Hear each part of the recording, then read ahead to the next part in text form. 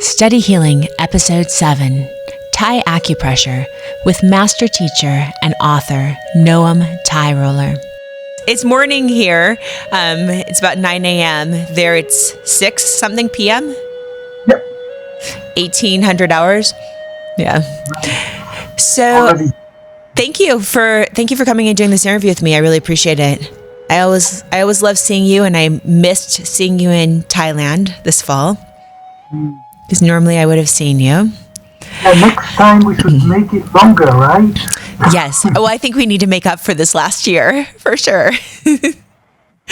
So how are things in Israel? Are you teaching courses? Yeah, I'm teaching courses, but right now they stopped us.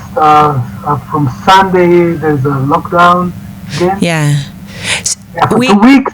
It's crazy. We all have things with both the pandemic, but then also with government instability in many of our countries.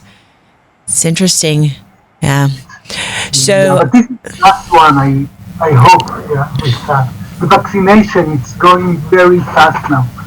Yeah. Good. Are you guys, are all of your frontline workers, healthcare workers being vaccinated right now? Yeah. Yeah, ours too. Everybody, I asked them if I can, tomorrow I will be vaccinated because I don't want them to put me, how do you call it when I interact with someone with corona, then I have to stay for 2 weeks home. You don't want to be in quarantine anymore. Exactly. I encourage all my students to do that so that nobody can stop us. Yeah, that's nice. So they're rolling it out really fast in Israel. They do really fast now. Yeah. In the U.S., they're anticipating that they're going to vaccinate the healthcare workers. That's happening right now. And then they're vaccinating our elderly. And then after that, and people that are immunocompromised. And then it sounds like we probably won't have other groups being vaccinated until maybe late spring, even into the summer. So it's a little slower process, but we're a little bit bigger country than Israel. But there's no need, as long as you vaccinate the elderly, the rate of death is going to drop down, and definitely everybody will be relaxed. And, yeah. Well, it's good. So I'm so excited to talk to you because you've taught at my school before, and you teach all over the world. And I love the way that you teach. I also really love this book that you wrote. You have this book on Thai acupressure that is a really groundbreaking work. There really wasn't anything out there that was accessible to Westerners for acupressure in Thailand until you put this book together. And so I want to talk about your journey with Thai massage. I want to talk a little bit about this book, also your book on pregnancy massage. And then I also want to talk about what your plans are, what you have coming up with teaching, with writing, with your projects, everything you're doing. So let's start with your journey when did you first learn about Thai massage, and when were you first introduced to this fascinating body of work? Well, I knew nothing about Thai massage when I went to Thailand from Europe, from cold Europe it was February 89. And I just wanted to be in the sun and on the beach and meet people, And there was a lady there that was giving massages to everybody. And after a few days, she told me, you're the only one that hasn't got a massage yet. And I didn't feel comfortable with someone, a stranger touching me. But I did want, everybody was getting a massage, so I thought that perhaps I'm the strange person here. Maybe I should experiment with that. She gave me a massage with oil and sand. Right. And a few stretches. I didn't like it. But then you did not like it. You didn't like it. Someone there on the beach told me that she's going to study massage when she's in Chiang Mai. A few weeks later, I went to Chiang Mai, and I thought that this is about the time that perhaps I can meet her there. And I went to the school, to the All Medicine Hospital, hoping to meet her. And she was not there. I hope that she will come the next day when the course really begins. And she was not there. I was not interested in the course, but in her. You, that's great. I appreciate your honesty, Noam, about the way these things work in life. But yeah, I fell in love with Thai massage. After a few days, I could not explain to me what. There was a new feeling that I experienced, and there was a magic there, and I wanted to understand this magic and learn how the Thai people do this magic. Later, I understood that this is relaxation or meditation. When I did a meditation course, a few weeks meditation course, I realized that Thai massage puts you very fast into meditative states. Yes. That are, you're half, here, half there. You're in touch with your subconscious, and yeah, you're in touch with yourself. It's a very, and. I love the meditative aspect of Thai massage. I think the fact that it does put you right into that meditative state and it connects your mind and body, I think that is such a gift, and such a remarkable thing.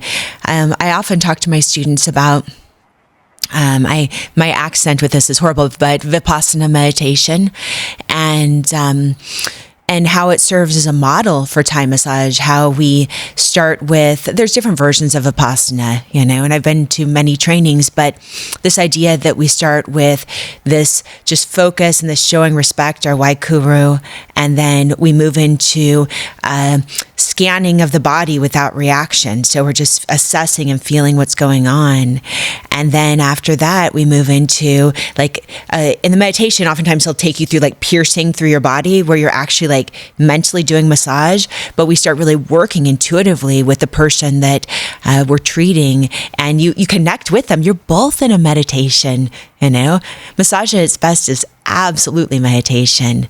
And then the end, the sweeping, and integrating all that energy. And then finally that sending metta, that loving kindness, that respect for yourself, that respect for your client, and then sending love to all beings. And you really see that in the format of Thai massage, So I love that you brought up that it is a meditation, because in my experience, that's how I've viewed it too. That's how I've experienced Thai massage is as a meditation. Now you took it a step further with the Thai acupressure. This is a very interesting thing because in Thailand, so much of the teaching is almost kinesthetic, So even a lot, I know that there are works and there are writings and things like that, but certainly there isn't as much as, say, Ayurveda in India or traditional Chinese medicine and the written works that we have with those. Thailand really has a lot of just your teacher teaches you, and then maybe you teach others, So for you to actually put together this whole body of work, took a great amount of effort on your part, So when did you finally decide to go to Wat Po and start really studying Thai acupressure and these Thai points? When did that come into play? I was practicing Thai massage for 8 years, and I was not interested in the therapeutic aspects of Thai massage. I just was interested with the magic. I wanted to share the magic. It's like preparing a special cow soy to friends, So excited. It's true. Cow soy is magic too. You're right. Cow soy is this, for anyone who doesn't know, this amazing dish that you can get in Thailand and some parts of Southeast Asia, but it's like a coconut soup. It has these noodles that are crispy. It has all these like lime and different spices that you can, seasonings you can add into it, and it's magic. It's magic. You're right. And so is Thai massage. Yes, I enjoyed seeing people, you know, some people were really shocked when getting the massage. They felt that as though they took drugs. They never took drugs, but then they they they were not familiar with this kind of feeling themselves. Anyway, Mm-hmm. but then when I started to do it professionally, people were expecting me to treat their pains, Right. and I didn't know how to do it. Right. And I also started to teach in a large school for holistic medicine, and the students there they wanted me to teach them how to treat lower back pain and neck pain, and so um, I became interested in that. And in '87, that was 8 years after I first studied Thai massage, I went again to Thailand in search of the medical massage. Mm-hmm. Mm-hmm. I wasn't sure if I will find anything at all. I knew nothing about medical massage in Thailand. I took many courses of general Thai massage, and but um, so I visited a few places, and when I arrived at Wat Po, they were teaching treatment routines, 52 treatment routines to all the complaints that I saw in my clinic, all the lower back pains, the shoulder pains, the knee pains, exactly everything that I saw in my practice. So I thought that this is it, and I stated to learn in 5 days. I had to learn all these, over 200 points. It was very fast, but I took everything on video, and took many notes. And I was teaching Thai massage already for 5 years, so 4 years, no, 3 years, 3 years. Yeah. So it was kind of easy for me because I knew the body, I knew the lines, so it was clear to me where the points are, and and but I didn't know if these routines work or not. I was Right. yeah I was doubtful. I don't trust usually my teachers. I have Right. to yeah, and I went also to the Ayurvedic college. Right. It was in Banglampur where all the travelers stayed, but I saw no foreigner, no traveler. Was there, only Thai people? Wow, And that's a great experience. That's unique experience too. yeah, yeah, Yeah. that was a place where they were teaching Thai medicine for 3 years. Mm. Mm-hmm. So and they learn, the Thai Ayurveda, the Thai theory of medicine, and so on.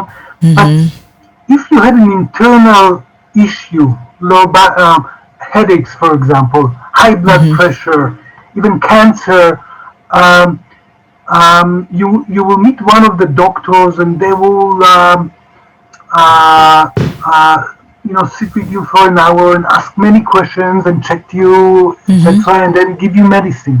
Mm-hmm. But if you would complain about lower back pain, they will send you to another room where they would treat you.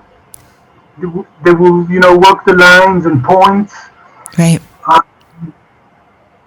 and they would not ask many questions. They only wanted to know where the pain is and what are the movements that aggravate the pain. Mm-hmm. And this is how they would do the diagnosis.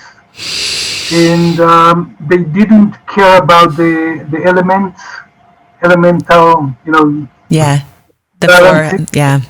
So they didn't have to use their theory. Hmm. It's not like in Chinese medicine that they can use needles for both internal problems and external, Right. issues. Right. They can use plants for both orthopedic disorders or internal conditions. Right. In Thai medicine, it's for some reason separated. Right. Right. Yeah, so I went back home and I was for a year working with a physical therapist, a friend of mine.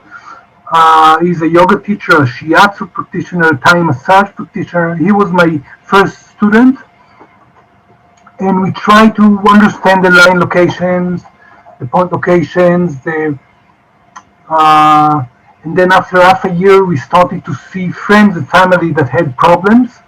We wanted to see if it works, and we found that uh, I remember the first time uh, when we had to treat a real case. Shall I go on and tell you that? Yeah, Please. Yeah. Yeah. my ex-wife then came back from work in the middle of the day. She had to stop her work because she had terrible shoulder pain. She had her, arm put in a splint, you call it. Yes. Yeah. A splint. Oh, poor Dad. That's sad. It was so painful. Only the weight of the arm was so painful for her. Yeah. And we have 6 different shoulder protocols, and we had to find the one for her. And she had some strange kind of shoulder pain. It's kind of common actually that involves an additional pain while breathing. When you inhale, you will have an additional pain on your chest or on your back. And she had an additional pain on her chest, which means that I have to treat 3 points of the back. And my friend said, I know this problem as a physical therapist. I see this. And to think that I have to treat this with only 3 points is ridiculous. We've been, working here for half a year now. And now I can see that this is, it's almost like a joke, You cannot treat such a condition with, by pressing 3 points. And I told him, okay, but since we are here anyway, let's try them. And I pressed the points, and she felt that these are exactly the points that she needs. And after 5 minutes of, pressing the points, she said that actually 70 or 80% of the pain is gone. Wow, yeah. And by the evening, it was all gone and never came back. 20 years. Wow. And after a week or 2, he told me that he decided that he's not a physical therapist anymore. He was working in a place for physical therapy, and he quitted his job, and he only gave Thai massage and used Thai medical massage. Yeah, and I understand why. It's such an interesting thing, the history of Western culture and then the Eastern cultures, because it's been the last couple hundred years, maybe a little longer, where the West came into Eastern cultures with this level of arrogance and this overconfidence in Western medicine. We wanted things framed in just our context and in the way that we understood them in Western terms. And so now we've seen recently, probably in the last 30, 40 years, this resurgence of all of these cultures and countries taking back their traditional medicine and standing very confident.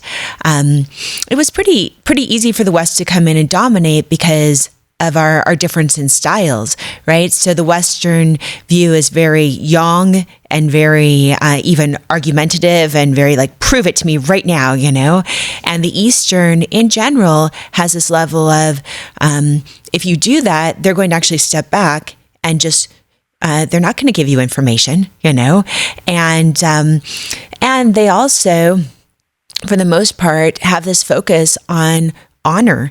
And it's not seen as a very honorable thing to force your opinions about things and force your knowledge and force even the things that you have a lot of evidence for. So with the Western idea that everything simple was too simple and therefore couldn't work, And then there was a lot of, in our cultures, so many good things about the West, but this really happened, this idea that there was also like almost a low-level propaganda. Because I remember when I first started, like 30 years ago, doing work in massage therapy and traditional medicine, natural healing, that I would have people say things to me like, talk about how I studied and practiced traditional Chinese medicine. And I would have people say things like, oh, ancient Chinese secret, as though I was supposed to feel some sort of shame, or they were, giving a compelling argument as to why I shouldn't be practicing traditional Chinese medicine. And even then it stood out to me as such a strange thing that really, you think that I'm going to stop practicing traditional Chinese medicine because you said ancient Chinese secret to me? And you just like that's your argument to discount this entire body of work, So I've been really, really happy to see these countries, these governments, and the people in these regions standing up to some of that and being, confident and saying, no, these medical practices do work. They're part of our culture and they're an important contribution, and then still willing to share that knowledge with us. That's been such a gift, So what has your experience been with learning Thai traditional medicine from Thai people? Have you found that it's been in general a spirit of generosity and willingness to share these things with you? Or have you felt some hesitancy to share these ideas with Westerners? What have you experienced, Noam? Well, when I visited the Ayurvedic college, I asked them if I can study there. Yeah. They told no, because I was not a Thai citizen. Yeah. Only Thai citizen could learn there. And I went to the Ministry of Public Health, and they told me the same, that only Thai citizens can learn traditional Thai medicine. It was only in Wat Po were working with tourists, so for them it was okay to share this knowledge. And also, the attitude was completely different. Mm-hmm. I spoke with one doctor. She was a normal doctor, but she was involved in traditional Thai medicine, and she told me that a Japanese man was writing a patent on the name of Lucy Dotton. Yeah, that's awful. Yeah. Patent. We're going to own it. We're going to own Thai yoga. And they had a few years they went to court with him, and that took a few years to take it out of his hands. And she told me that made them very nervous about foreigners learning their medicine and taking ownership. Yes. But I think that it's much deeper than that in Thai culture. Mm-hmm. That they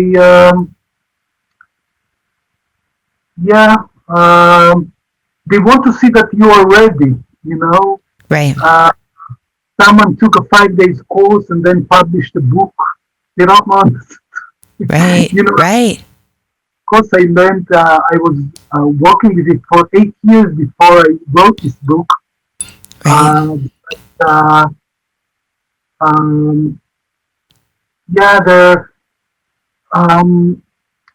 If I'm your student, it's a process of years for me to learn, and you give me very slowly whatever I'm ready to get, and it's a relationship. It's like almost my teacher is like my father. Mm-hmm. And so it's a relationship that foreigners do not develop with them. We come for 2-3 weeks, so not a chance for us to develop a long-term relationship. And and also it's knowledge is you make a living out of your knowledge, so you have to be careful about sharing that. Yeah, and they don't believe in books. They don't believe in books. That they don't have a book. It's not that they have a book in Thai, but not in English. So no, they don't even have a book in Thai. They have like a booklet with only the points and no explanation. Doesn't tell you what the points are or what they're good for. And they say, if you know the points, you don't need more than that. It's enough for you. And if you don't know the points, no text will help you. Right. It's not that you learn from a book. You have to learn it from a teacher. And, yeah, it's very much kinesthetic tradition. Very much your teacher shows you, and you practice, and you continue to practice, and you continue to have the relationship with your teacher. And I love that you said that your teacher is like your father, because that's been my experience too with my teachers in Eastern traditions. This is a lifelong relationship that you have with them, and that really is the traditional way, And it's so nice to also the piece that you said about, like, if you know these points, you don't need more. So of course it doesn't really mean that, but it is an attitude of being content and continuing to practice. And then as you continue to practice, you naturally begin to get these heightened ability to be a better practitioner, to intuitively know where to go. It's as if that knowledge from your line of teachers really does begin to open up. And it's from really bringing dedication and presence to your work. There's, you use the word magical, and there really is something that magic, it's going to be things that we just don't understand yet, right? Like oxygen is magical until we understand it. But it really does have that element of our brains, our bodies, our spirits, all these parts of us, elements of us, figure it out through that presence and that dedication. And I've seen that with you as I've watched you, my friend, in your work and your practice. And I've watched it with my students, and then I've experienced it with myself, that there is definitely something to that. That feels very much in the realm of ethereal, but you see it come through. That's not something that we as Westerners early on develop a patience for, and so that is something that really requires a lot of trust on our part. But I love that you mention all those things, because that has been my experience with this too. So tell me, Noam, in Thailand, really interesting things happen. Interesting things happen every day. Experiences. I've had my own personal experiences with things that felt like divine intervention, things that were hilarious, things that were cultural misunderstandings, things that really open your brain and open your mind and open your heart, So can you tell me, just pick from, you have so much experience there now, but maybe an interesting experience that you had with a teacher that really stands out to you? Yeah, there's a magic in Thailand, and and as soon as I land in Thailand, still at the airport, as soon as I'm out of the doors, but actually even before that, on the plane, watching down, seeing the rice paddies, and around Bangkok, the magic, I don't know, is there, and sometimes I'm afraid that one day I will arrive and the magic will not be there. I hope that it will never happen. There's something different about the people. Yeah, absolutely, and amazing things with teachers that they know things that it's hard to understand how they know them, right? And this is part of deep Thai medicine, that they expect the practitioner to know what's your problem even before you're telling them what's the Right. problem.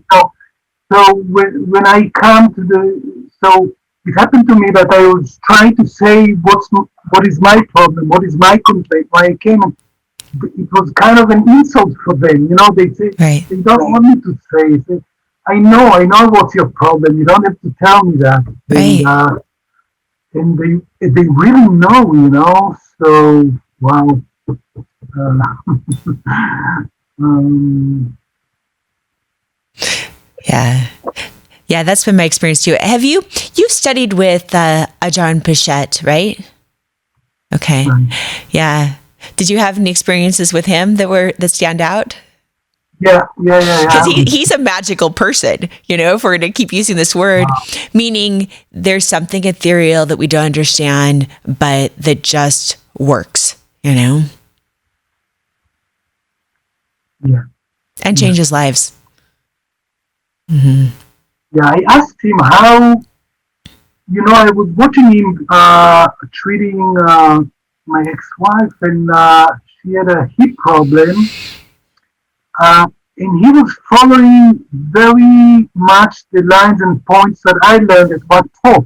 But he Hmm. never learned that. He never learned medical Thai massage. Really, he learned only the Hmm. basic massage. And I asked him how how does he know how to do it?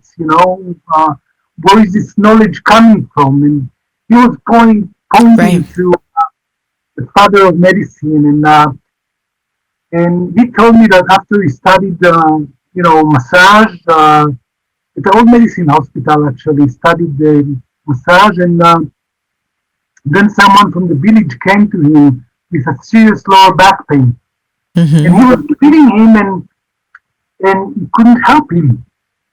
And the man went back home and with all the pain, and he was very angry with the doctor Shiwako, the doctor Hmm. Shiwako. Yeah. And he told him, this man is suffering and you're not helping me. And he had a hard talk with him. And during the night, the doctor Shiwako came to him and told him what to Hmm. do.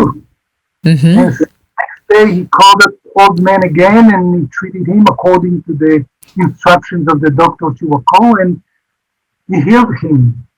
Yes. So, yeah, Yes, yes. That information is absolutely channeled after you've done the work and you show up with presence. And Pichette is a good example of that. So, no, I think I told you about this. Pichette, he's such an interesting person to study with, because it's almost as if he creates this spiritual umbrella of sorts that everyone just interacts together, and that knowledge that is passed down from the line of teachers flows through. It just flows through the training. The first time I stayed with Pichette, it was for about a month. And yeah, and I would go there every day. And I spent the first 2 weeks feeling like this man isn't teaching me anything. I'm sitting on people, the right. And then I had quite a bit of experience as a massage therapist. And of course, his style. So no matter what you do, you bring your ego and your knowledge and the things that your habits and your training with you, and you start showing him what you can do. And what does he say? Does he say, that's great? No, he says terrible, terrible, and puts you back to just sit down on this person's leg and stay there, and just stay there. And so anyway, I realized at the end of that month, I went through my own learning. Things came up. So all my ego stuff from childhood, my having to go back to a beginner's mind, all those things were so good for me. There was a point in that training where the first week I was there, where I went into the women's bathrooms and I just cried. I felt so mad at Pichette. I thought he was the biggest jerk. I wanted to leave his training, and then really inside myself, I felt so inadequate as well, I'm not a good therapist. I don't know anything, but underneath all of that stuff that my mind was doing, I had an inner knowing that this was a good place for me to be. So I wiped my tears. I went back into the classroom. I humbled myself, and I decided not to believe that he was a jerk. I decided to not believe that I was a loser, and just go and be present. And I learned more from him than probably anyone. So I want to tell you a fun little story with Pichette, because he really is such a, if people have not experienced studying with him and they're interested in Thai massage, they should study with him as soon as they get the opportunity, I believe, because he really brings that channeling of knowledge. He makes that accessible. And he's known for working with the ego and helping to calm others' egos. So I certainly felt that with my own ego, which was great, So I had this interesting thing with Pichette. He has so much knowledge that a lot of it, like you said, he's channeled. He's channeled from directly asking Dr. Shivaka. And so I was new to Thailand, and I was studying with him that first month. And I went to, oh my gosh. So I was just in a touristy market area in Chiang Mai, and I stopped by this antique store, and I saw all of these yantra cloths, and I didn't know what they were at the time. So yantra cloths, for people who don't know, they have sakyant in Thailand, which are in Cambodia, comes from Khmer tradition mostly, but they're protective tattoos that the monks or Rusi will give you, and then they'll put the magic in them, right? So we've both seen this in Thailand. And so yantra cloths are the same sacred writings that are on material, and they're given to specific people by either a Rusi, so a Thai holy man, or by a monk that is initiated and knows how to do this. So I was more of a tourist at the time, and so I saw these and I thought they'd be a really cool gift for a guy that I was dating for his sons. And so I purchased a couple of these, and they were expensive. They were like $300-$400 US dollars each. And so anyway, so I get these very unique, but they had an energy that I could kind of feel. And so I took them into my hotel room that night. And that night I had nightmares. I had nightmares that were like these swirly, like I was in a vortex, swirly dreams of violence and just crazy dreams that just lots of colors. And so kind of like what I'd imagine a drug trip to be, like a bad drug trip. So in the morning, I took the yantra class to Pichette, and I asked him about these. I said, are these okay for me to have? And he read the yantra on them. He read it and he was figuring it out, and he said it was Khmer and Old Thai and some Pali, a little bit of Sanskrit. It was a blend of things. And he said, if you can't even read these, you shouldn't have them. And basically told me these were for other people. They weren't for me.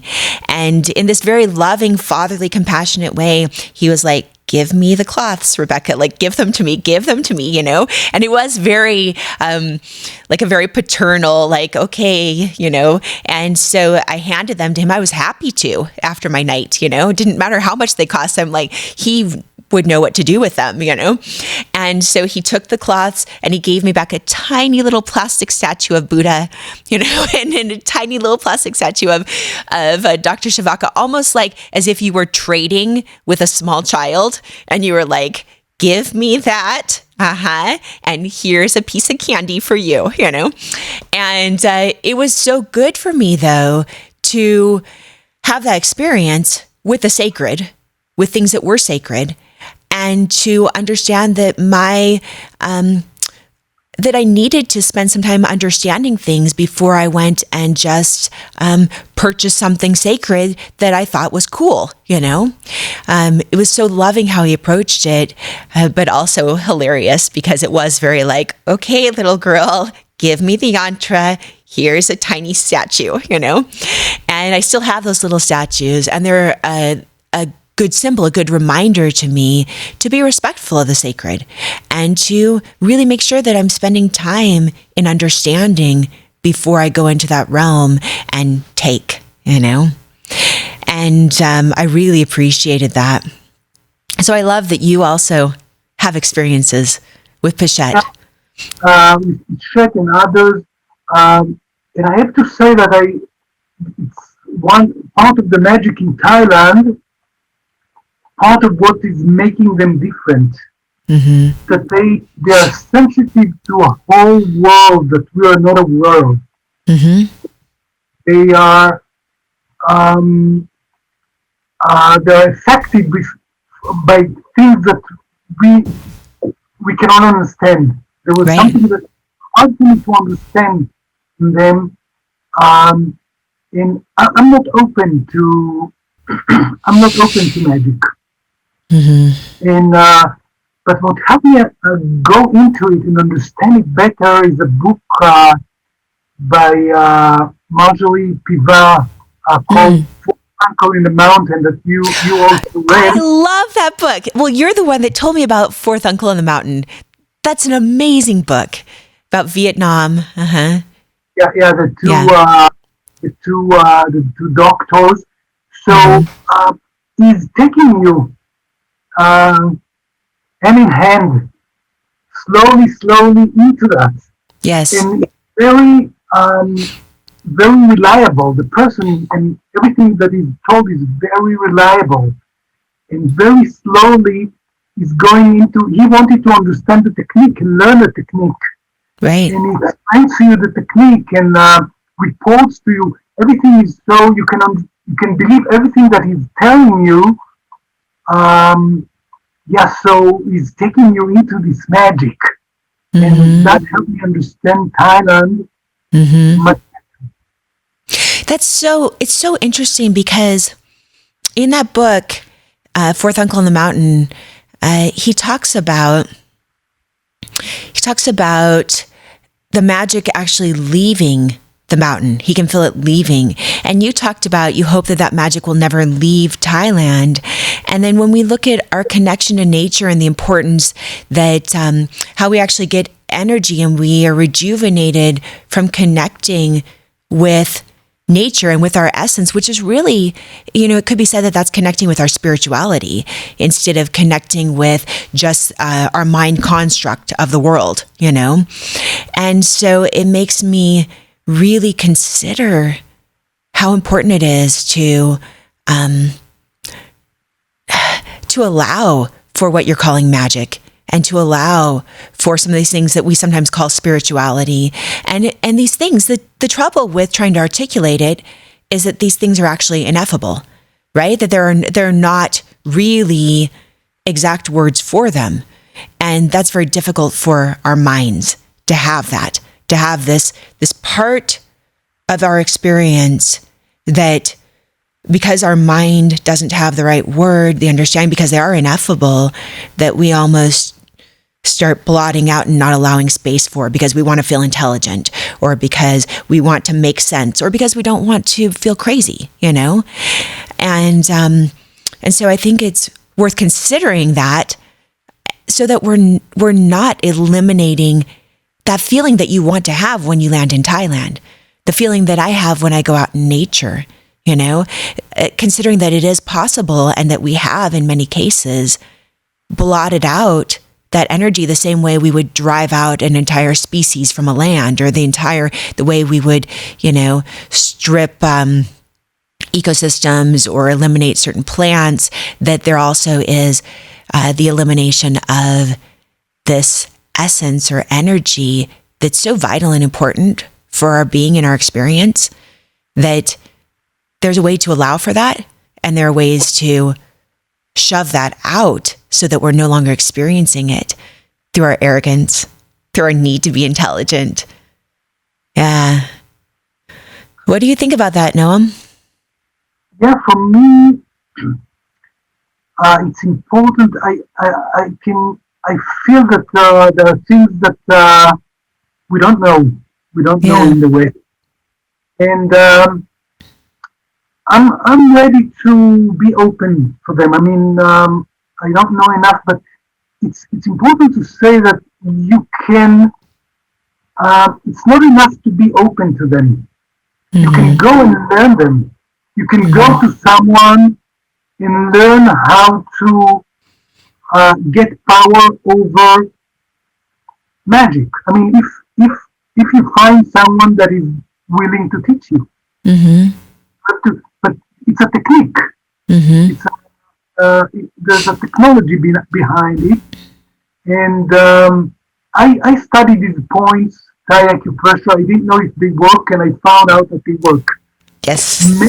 Maybe if you go and study with someone and and get the power over a certain magic, and I try and it works. Mm-hmm. So yeah, so maybe it works, but Mm-hmm. it's something that we can try and learn. Right. Uh, Right. I mean, I'm not close to this. I'm not. It's not part of my interest. But Mm-hmm. um, But Noam, one thing I've learned from you is that um, you do well. You actually sometimes become a specialist in areas that you initially shunned, areas that you initially said, I'm absolutely not interested. I don't even like it. And then it becomes the most important thing in your life. So I see this for you. We'll see what happens. well,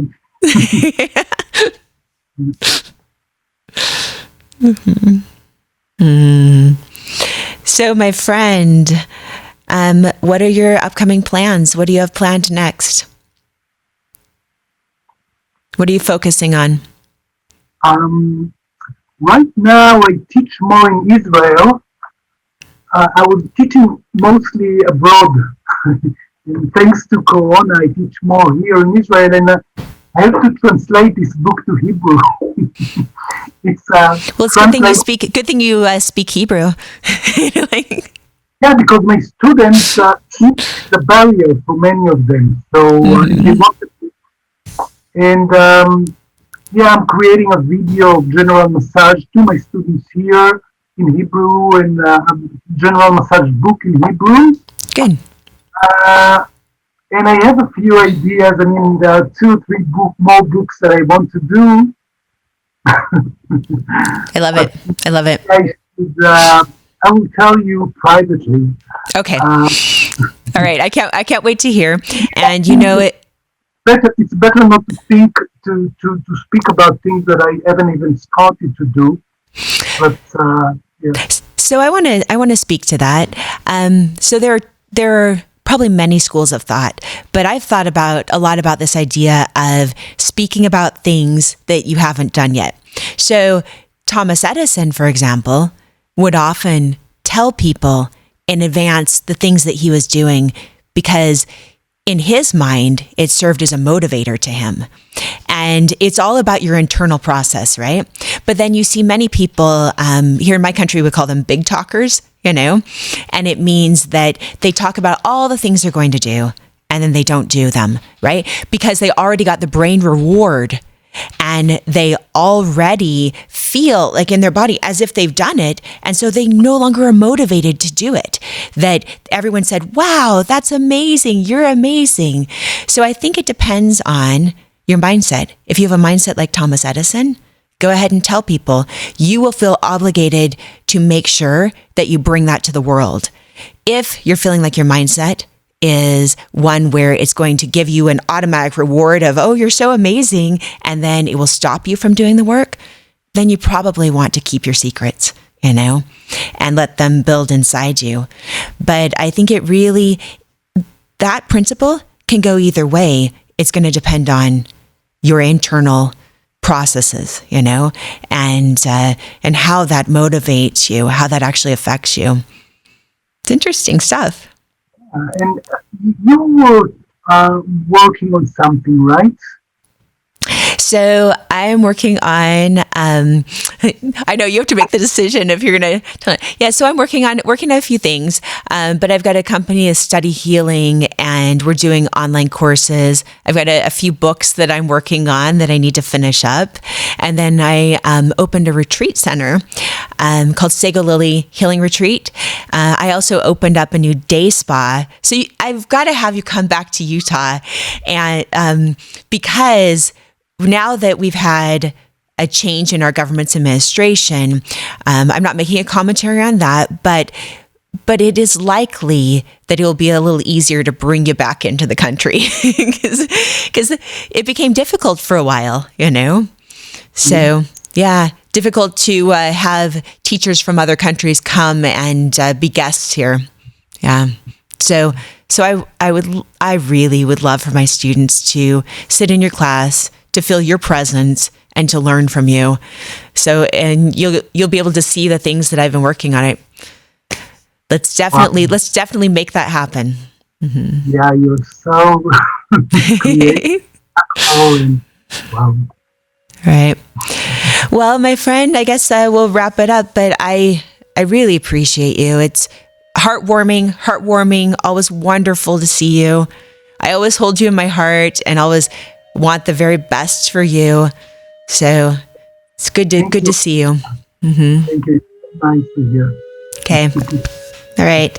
Kapkun ka. Love you, Noam. Mm-hmm. Jayan. Okay. Bye, my friend. For information on becoming a licensed massage therapist, visit zmc.edu. For information on continuing your education in massage therapy and bodywork, visit studyhealing.com. If you like this video, don't forget to subscribe.